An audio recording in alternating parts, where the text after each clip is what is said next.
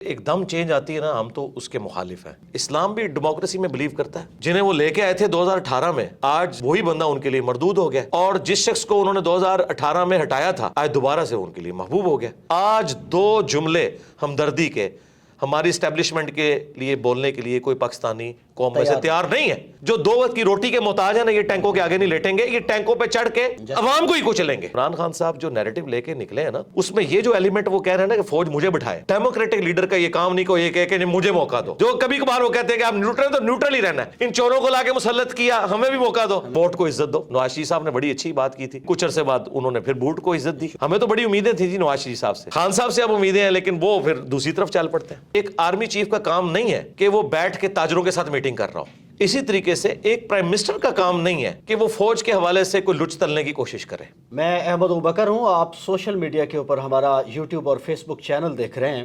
اس وقت بڑی اہم شخصیت میرے ساتھ بیٹھی ہیں، انجینئر مرزا محمد علی صاحب، انہوں نے ٹائم دیا ہے ہمیں۔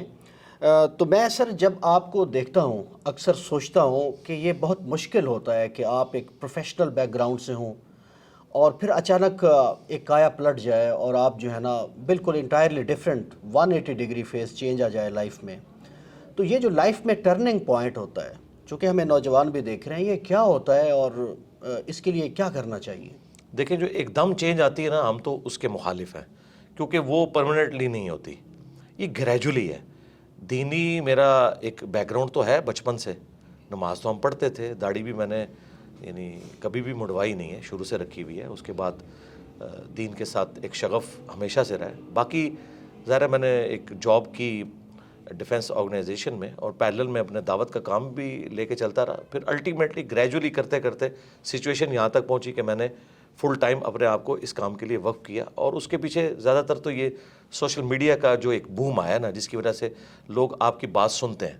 ادروائز میں نے کوئی مدرسہ مسجد تو بنانی نہیں تھی، سوشل میڈیا پہ اس لیول پہ کام بڑا ہونا نہیں تھا، اپنے قریبی لوگوں کو بات بتانی تھی، ہفتے میں ایک دفعہ گیدرنگ کر کے ہم بھی اٹھ جاتے ہیں۔ لیکن جب یہ کام کا والیوم بڑھا ہے، اس نے پھر ریکوائرمنٹ پیدا کی ہے کہ میں اس کام کے لیے وقف ہوں۔ میں کبھی یہ نہیں کہوں گا کہ کوئی اسٹوڈنٹ جو ہے وہ اپنی تعلیم چھوڑ کے اس کام پہ لگ جائے، نہیں۔ سب سے آپ کی اولین ذمہ داری آپ کی اسٹڈی ہے، اس کے بعد اپنی آپ جاب کے اوپر توجہ دیں، اور پھر گیون سرکمسٹانسز میں جتنا آپ کر سکتے ہیں نا، اپنے بیوی بچوں قریبی رشتہ داروں تک بات پہنچائیں۔ اتنے بڑے پیمانے پہ تو ہر بندہ کر نہیں سکتا، نہ ہر بندے کو اتنی بڑی فیسلٹیز اویلیبل ہوں گی، نہ اس کی ذمہ داری ہے کہ اس نے بڑے پیمانے پہ کام کرنا ہے، اپنے گیون سرکمسٹانسز میں کریں۔ اچھا میرے صاحب، سر یہ جو برداشت ہوتی ہے یہ بڑی کور ویلیو ہوتی ہے نا کسی سماج کے آگے بڑھنے میں، کو ایگزسٹنس۔ میرے نوٹس میں ہے کہ آپ کے حوالے سے بھی بڑی اٹیمپٹ ہوتی رہی ہیں۔ اب ایک مقبول لیڈر ہیں پاکستان کے عمران خان صاحب، ان پر بھی اٹیمپٹ ہوئی، محترمہ بینظیر بھٹو صاحبہ پر اٹیمپٹ ہوئی، وہ چلی گئیں۔ تو یہ جو برداشت ہے یہ سماج میں سے ختم ہو گئی ہے، تو اب ہم سوسائٹی کو تو بہت امبیلنس دیکھ رہے ہیں، یہ کیسے بیلنس کریٹ ہوگا؟ بہت مشکل کام ہے جی۔ میں نے تو اس بڑے لیول کا بگاڑ اس ملک میں دیکھا ہے کہ مجھے تو نہیں نظر آتا کہ ہماری زندگیوں میں کوئی ایسی تبدیلی آئے اس طرح کی۔ اور اس میں مجرم وہ لوگ ہیں جی جنہوں نے اپنے ذاتی مقاصد کی خاطر اور اپنے ذاتی گینز کی خاطر پولیٹیشنز کو یوز کیا، مذہبی جماعتوں کو یوز کیا، جماعتیں بنائیں توڑیں، اور ٹرو ڈیموکریسی یہاں نہیں آنے دی۔ میں تو یعنی پاکستان کی سب سے بڑی خرابی یہ سمجھتا ہوں، یہاں ٹرو ڈیموکریٹک ویلیوز موجود نہیں ہیں۔ اسلام بھی ڈیموکریسی میں بلیو کرتا ہے۔ حلال اور حرام کے دائرے کے اعتبار سے تو آپ نے اللہ اور اس کے محبوب علیہ السلام کی تعلیمات کو دیکھنا ہے، لیکن حلال کے دائرے کے اندر اندر ڈیموکریٹک ویلیوز کے ذریعے چیزیں جو ہیں وہ ان کے ڈیسیژن ہوں گے۔ قرآن میں ہے وہ امرہم شورا بینہم، مسلمانوں کے جو آپس کے معاملات ہیں وہ مشورے سے طے ہوتے ہیں، اور نبی علیہ السلام بھی جمہور کی رائے دیکھتے تھے، اس کے بعد فیصلہ کرتے تھے۔ اگر ایک انڈیویجول یہ ڈیسائیڈ کرتا ہے کہ مجھے یہ فلاں پولیٹیکل لیڈر پسند نہیں ہے، اس کو میں نے ہٹا کے فلاں کو لے کے آنا ہے، تو آپ دیکھ لیں جنہیں وہ لے کے آئے تھے 2018 میں، آج وہی بندہ ان کے لیے مردود ہو گیا، اور جس شخص کو انہوں نے 2018 میں ہٹایا تھا آج دوبارہ سے ان کے لیے محبوب ہو گیا۔ تو جب تک ہم یہ گیم ختم نہیں کریں گے نا، اور عوام کو فیصلہ نہیں کرنے دیں گے، اس وقت تک معاملات سیدھے نہیں ہونے۔ ٹرو ڈیموکریٹک ویلیوز پلس عدلیہ آزاد ہو۔ یہاں پہ کسی کے اوپر الزام لگتا ہے نا، الٹا وہ بندہ جب تھانے میں جاتا ہے یا جوڈیشری میں کیس لے کے جاتا ہے تو جج اور تھانے والے کہتے ہیں تو کچھ کیتا ہوئے گا تائیں تیرے نہ لین جو ہے نا، بجائے اس کے ساتھ وہ ہمدردی کرنے کے. جی کوئی نہیں کرتے.